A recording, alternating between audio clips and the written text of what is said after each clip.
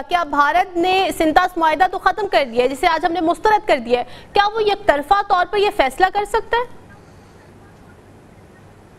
बहुत शुक्रिया जी मोहतरमा। मैं थोड़ा सा आपको इस सिंतास मुआहिदा की बैकग्राउंड में थोड़ा सा ले जाना चाहूंगा, क्योंकि ये सिंतास मुआहिदा 1960 में हुआ था। ये इंडियन टर्म्स पे हुआ था, क्योंकि पाकिस्तान ये नहीं चाहता था कि 3 दरिया जो है रावी, सतलज और ब्यास इंडिया को दे दिए जाएं। लेकिन अल्टीमेटली हमारे पास कोई ऑप्शन नहीं रहा था। 10 साल की नेगोशिएशन हुई और अल्टीमेटली प्रेसिडेंट अयूब खान इस पे एग्री हो गए कि 3 दरिया उनको दे दिए जाते हैं, क्योंकि वर्ल्ड बैंक की इन्वॉल्वमेंट थी। अब इस पे ये था कि इंडिया उस वक्त बहुत खुश हुआ कि हमने जो 3 दरिया लेने थे हमने ले लिए। तो लिहाजा 1960 से लेकर 1970 तक तो वो इसको एंजॉय करते रहे। लेकिन 1971 की वार के बाद उन्होंने फिर जो ऑक्युपाइड जम्मू एंड कश्मीर के प्राइम मिनिस्टर थे शेख अब्दुल्ला, उनके जरिए फिर ये शोर मचाना शुरू कर दिया कि कश्मीर का पानी पाकिस्तान को दे दिया गया है, पंजाब का पानी जो है वो इंडियन पंजाब में मौजूद है। तो इस तरह ये टीटी की रिवीजन की जो है ये कहानियां यहाँ पर शुरू हो गई। और एक सेंटीमेंट तो पहले एग्जिस्ट करता था मुस्लिम और हिंदू का, अब उसको एक्सप्लॉइट करने के लिए बहुत सारे लोग मौजूद थे। लेकिन ऑफिशियली नरेंद्र मोदी के आने से पहले किसी वजीर या किसी प्राइम मिनिस्टर ने टीटी एब्रोगेशन या उसको स्क्रैप करने की बात नहीं की। सिर्फ नरेंद्र मोदी जब आए हैं, इन्होंने 2 साल पहले एक फिर स्लोगन लगाया था कि पानी और खून साथ नहीं बह सकते और हम टीटी को स्क्रैप कर देंगे, पानी रोक लेंगे। लेकिन फिर लोगों ने उनको समझाया कि ये टीटी परमानेंट है, आप इसको नहीं छेड़ सकते। तो फिर उसने यू टर्न लिया।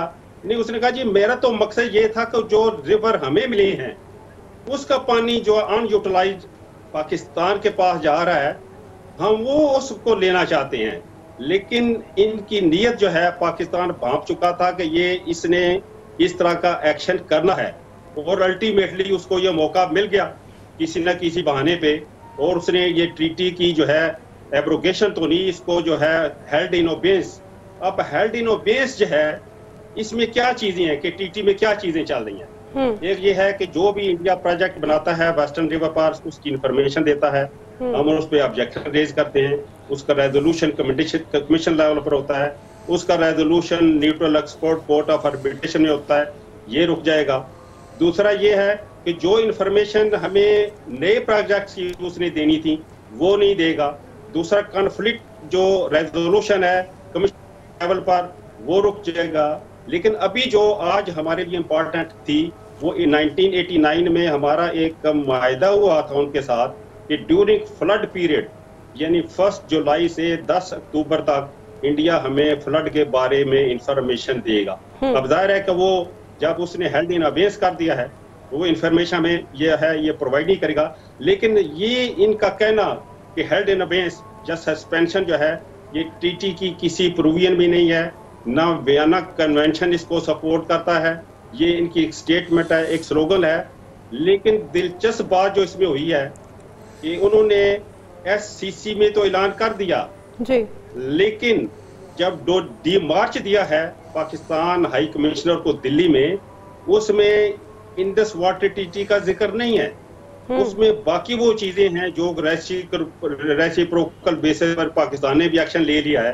तो इसकी मुझे समझ नहीं आ रही क्या एक्सटर्नल अफेयर जो है इंडिया का और जो मोदी की जो इनकी सिक्योरिटी काउंसिल है ये आपस में एक पिच पर नहीं है, या उन्होंने ये समझा है कि हम एग्जीक्यूटिव ऑर्डर से ही या हम हट दर्मी से ट्रीटी की जो एप्लीकेशन है उसको डाइल्यूट रखते हैं और बाकी चीज़ों जो है वो डी मार्च में उन्होंने इशू कर दी हैं। लेकिन अब इस पर पाकिस्तान को करना क्या चाहिए कि इसके नीयत जो है उसने अमली जामा पहना दिया है मोदी ने।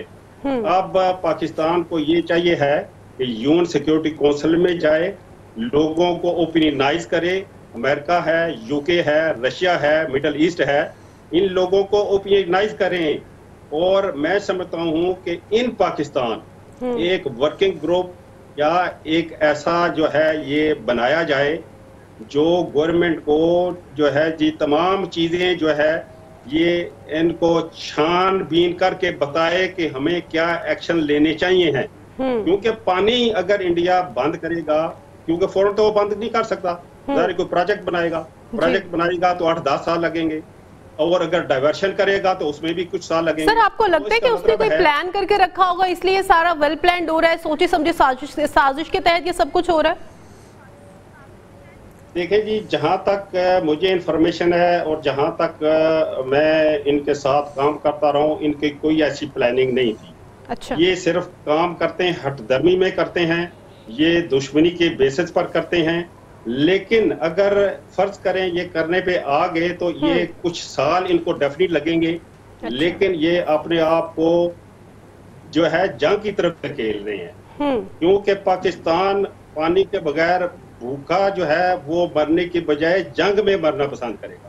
और वो पाकिस्तान जब पानी बंद होगा तो फिर पाकिस्तान पानी लेने जाएगा, और पाकिस्तान अगर वेस्टर्न नहीं रिवर से तो फिर ईस्टर्न से लेने जाएगा, तो फिर इंडिया को टेबल पर आना पड़ेगा। लिहाजा ये इंडिया की जो मूव है, मैं समझता हूँ कि ये बेसलेस है और फ्यूटाइल एक्सरसाइज है।